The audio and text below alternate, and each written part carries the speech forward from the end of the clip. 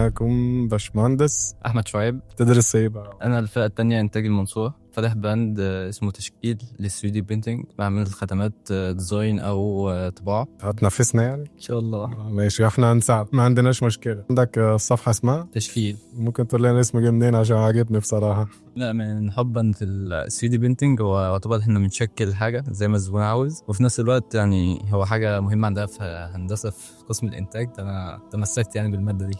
التشكيل والتشغيل. هل حضرت مكتب قبل كده؟ دي تاني مره على التوالي. سجلت في السحب بتاعنا السنه اللي فاتت؟ لا الصراحه. كان ممكن تكسب السنه اللي فاتت وما تكسبش السنه دي. توقعت ان انت ممكن تكسب؟ لا طبعا، ولا متوقع انها حقيقيه اصلا. انا اتوقع ان احنا هنعمل كده اصلا. ايه احساسك لما كلمتك قلت لك ان انت كسبت وكده؟ ما توقعتش اصلا ان في السحب حقيقي، او اللي انت هتقول لي ان انا كسبت المكنه.